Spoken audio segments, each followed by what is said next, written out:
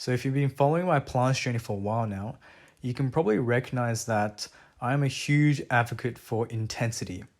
I feel as though that through my own experience and a lot of things that other athletes have said, intensity is the fundamental, I guess the core of your planche training.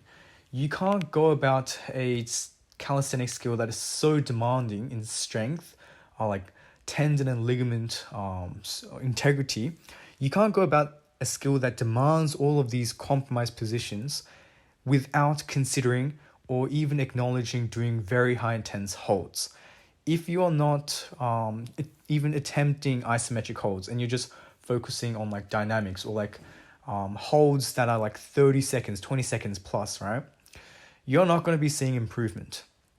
And the reason why I am re-emphasizing this is because recently my friend bought me some parallettes.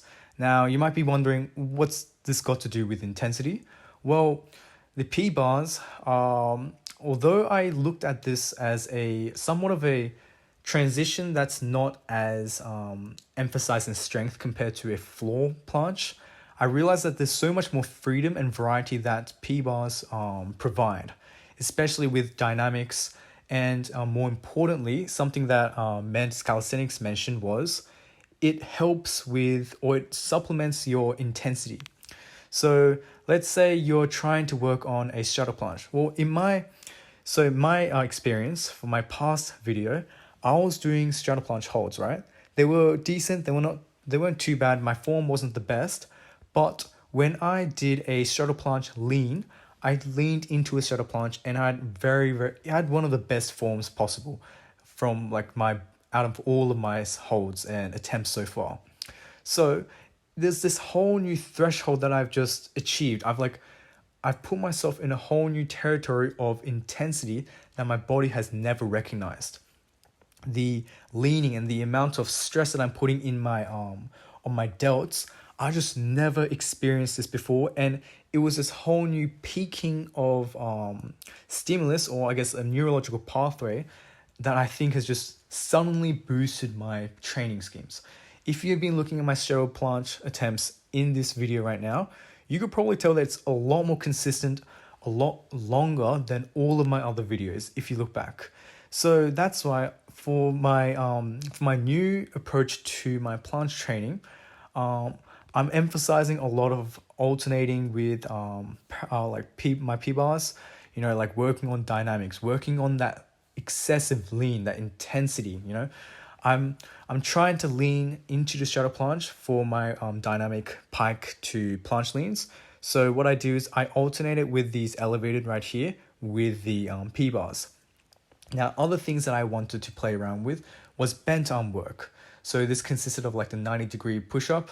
So I'm using this more of just like a testing my strength, seeing where it is now, because I was able to do a poor 90-degree full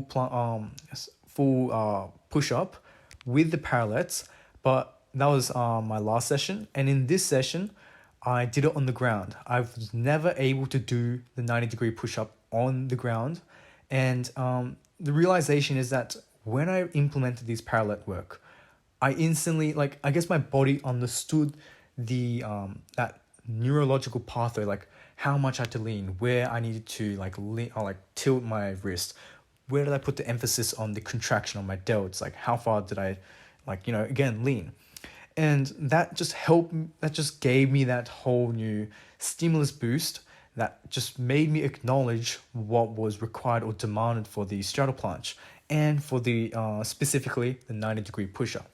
So the idea of your progression suddenly peaking after you have a new revelation of stimulus and then plateauing all over again is something that I've experienced a lot. I've experienced it about 3 to 4 times, and I've mentioned it constantly to my friend. He actually hypothesized that, he felt as though calisthenic skills in general just can't really progress in a linear manner. And the reason why is because you have moments where you are constantly doing your volume work or your sessions, you're building up your strength potential in your muscles, but then your tendons and your ligaments grow at a much slower rate. So they adapt to the strength demand of your muscles, and then they're able to compensate and implement like implement it as a performance of strength in, like, let's say a longer duration in the planche or a higher advancement in the leaning. So in that sense, there is I guess there's like a scientific approach to how this works about. And yeah, it's very interesting insights and things that I want to investigate and experiment more with. So that's basically it, and I'll finish it off here.